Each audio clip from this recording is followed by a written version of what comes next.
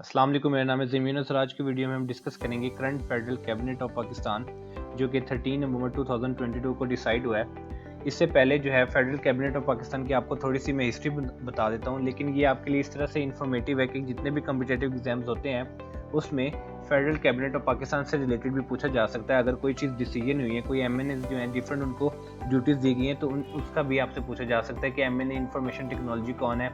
इस तरह से क्वेश्चन जो है वो एग्जाम्स में लाजमी आ सकते हैं। तो जो भी स्टूडेंट्स जो है कम्पिटेटिव एग्जाम्स की प्रिपरेशन करें तो ये वीडियो उनके लिए बहुत ही फ्रूटफुल होगी।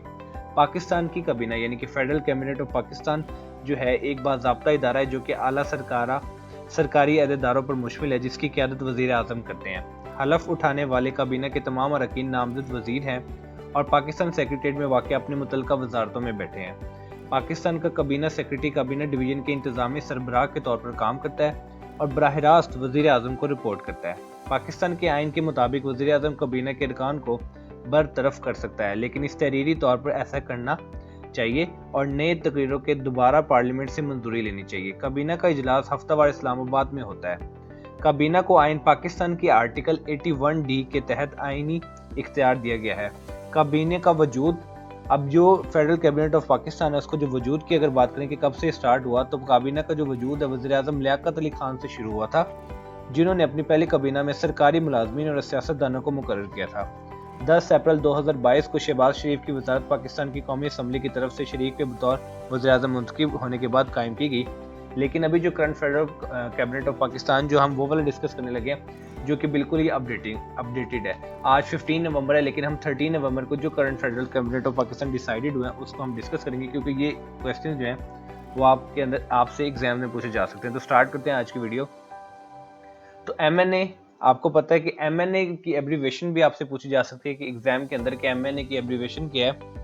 तो एमएनए की एब्रीवेशन होती है मेंबर्स ऑफ नेशनल असेंबली।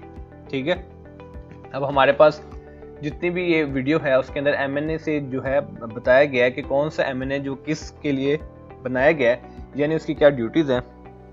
तो एमएनए की अपनी एब्रीवेशन याद रखनी है, members of National assembly.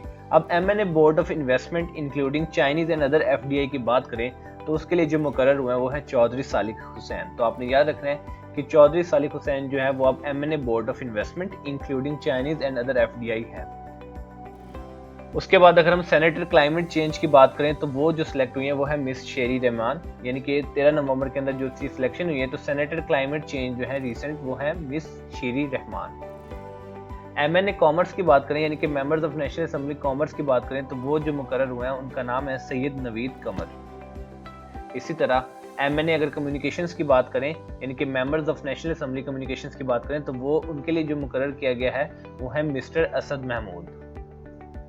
MNA defence की बात करें तो उसके लिए सिलेक्ट हुए हैं ख्वाजा मोहम्मद आसिफ।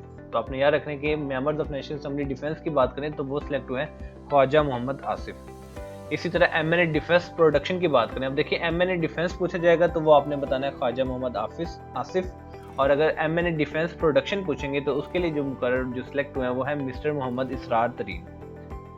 इसी तरह एमएनए जो है members of National Assembly economic affairs, political affairs and law and justice, इन तीनों के लिए जो मुकर्रर हुए हैं उनका नाम है Sardar Ayaz Sadiq. MNA federal education and professional training के लिए जो सिलेक्ट हुए हैं उनका नाम है राना तनवीर हुसैन, यानी कि राना तनवीर हुसैन जो है वो MNA federal education and professional training है। सेनेटर फाइनेंस एंड रेवेन्यू की बात करें तो वो उसके लिए इलेक्ट हुए हैं मिस्टर मोहम्मद इसहाक डार। तो आपने याद रखना है कि mister Mohammad Ishaq Dar is now a senator finance and revenue. MNA foreign affairs की बात करें तो आपको पता होगा कि पहले भी वही थी, लेकिन इस कैबिनेट के मुताबिक भी अभी मिस्टर बिलावल भुट्टो जरदारी जो हैं वो ही member of the National Assembly foreign affairs हैं। एमएनए हाउसिंग एंड वर्क्स की बात करें तो वो मुकर्रर हुए हैं मिस्टर अब्दुल वासे। तो आपने याद रखना है कि mister Abdul Wasay is MNA housing and works.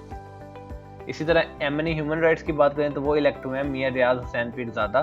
तो आपने ये भूलना नहीं है, अपने याद रखना है। इस तरह के क्वेश्चन आपसे पूछे जा सकते हैं कि who has been selected as the MNA human rights. तो आपको पता हो कि Mian Riaz Hussain Pirzada has been elected as the MNA human rights. MNA industries and production की बात करें तो वो सिलेक्ट हुए हैं सैयद मुर्तजा महमूद। तो आपने याद रखना है कि Syed Murtaza Mahmood has been selected as the MNA industries and production. MNA information and broadcasting की अगर हम बात करें तो उसके लिए जो सिलेक्ट हुए हैं वो है मिस मरियम औरंगजेब। तो आपने याद रखना है कि miss Maryam Aurangzeb has been selected as the MNA information and broadcasting. MNA information technology and telecommunication की बात करें तो वो सिलेक्ट हुए हैं सैयद अमीनुल हक। अगर आपसे पूछा जाएगा कि इंफॉर्मेशन और ब्रॉडकास्टिंग के लिए कौन इलेक्ट हुआ एज MNA तो वो है मिस मरियम औरंगजेब। और अगर आपसे पूछा जाए इंफॉर्मेशन टेक्नोलॉजी एंड टेलीकम्युनिकेशन के लिए जो MNA इलेक्ट हुआ है उनका नाम है सैयद अमीनुल हक। MNA इंटर प्रोफेशनल कोऑर्डिनेशन के लिए जो इलेक्ट हुए हैं वो है मिस्टर एहसानुर रहमान मजारी। यानी कि आपसे अगर एग्जाम में ये क्वेश्चन आ जाता है कि who has been selected according to the 13 November 2022 federal cabinet of Pakistan, तो आपको पता होना चाहिए कि MNA इंटर प्रोविंशियल कोऑर्डिनेशन जो है वो इलेक्ट हुए हैं mister Ehsanur Rehman Mazari. MNA interior जो है वो सिलेक्ट हुए हैं राना सलाउल्लाह खान। तो ये पहले भी यही थे, तो अभी भी इनको जो पोजीशन है फेडरल कैबिनेट ऑफ पाकिस्तान के मुताबिक तो ये जो है MNA इंटीरियर है Rana Sanaullah Khan. Senator maritime affairs की बात करें तो वो इलेक्ट हुए हैं सैयद फैसल अली सब्जवारी। तो आपने याद रखना है कि Syed Faisal Ali Sabzwari has been selected as senator maritime affairs. इसी तरह MNA नारकोटिक्स कंट्रोल की बात करें तो वो सिलेक्ट हुए हैं नवाबजादा शाहजैन बुख्ती। तो आपने याद रखना है कि Nawabzada Shahzain Bugti has been elected as MNA narcotics control. MNA national food security and research की बात करें तो वो सिलेक्ट हुए मिस्टर तारिक बशीर चीमा। तो आपने याद रखना है MNA की एब्रीविएशन आपको मैं दोबारा बताता चलूँ क्योंकि काफ़ी एग्जाम में MNA की एब्रीविएशन पूछी गई है, तो इसका मतलब है मेंबर्स ऑफ नेशनल असेंबली। तो जो national food security and research के जो MNA सिलेक्ट हुए वो है मिस्टर तारिक बशीर चीमा। इसी तरह अगर हम बात करें कि national health services regulation and coordination के जो MNA सिलेक्ट हुए हैं वो है मिस्टर अब्दुल कादिर पटेल। आपने याद रखना है कि अगर हेल्थ सर्विसेज की रेगुलेशंस की कोऑर्डिनेशन की बात हो नेशनल लेवल पे तो उसके जो MNA इलेक्ट हैं वो है mister Abdul Qadir Patel. Overseas Pakistanis and human resource development के लिए जो MNA सिलेक्ट हुए हैं वो है मिस्टर साजिद हुसैन तूरी। तो आपने याद रखना है कि mister Sajid Hussain Turi has been selected as MNA for overseas Pakistani and human resource development. MNA parliamentary affairs की बात करें तो वो सिलेक्ट हुए मिस्टर मुर्तजा जावेद अब्बासी। तो आपने याद रखना है कि mister Murtaza Javed Abbasi has been elected as MNA parliamentary affairs. MNA planning development and special initiatives की बात करें तो वो सिलेक्ट हुए मिस्टर एहसान इकबाल चौधरी। तो आपने याद रखना है कि Ahsan Iqbal Chaudhry has been selected as MNA planning development and special initiatives. MNA poverty alleviation and social safety की बात करें तो वो सिलेक्ट हुई है मिस शाजिया मारी। MNA poverty alleviation and social safety का अगर नाम आएगा तो आपके पास दूसरा नाम जो होना चाहिए वो होना चाहिए मिस शाजिया मारी। MNA जो पावर के लिए जो MNA members of National assembly elect हुए हैं उनका नाम है मिस्टर खुरम दस्तगीर खान। तो आपने याद रखना कि MNA पावर का नाम अगर आपसे पूछा जाए तो आपको पता हो, इंटरव्यू में भी आपसे पूछा जा सकता है, एग्जाम में पूछा जा सकता है, तो उसका नाम होगा मिस्टर खुरम दस्तगीर खान।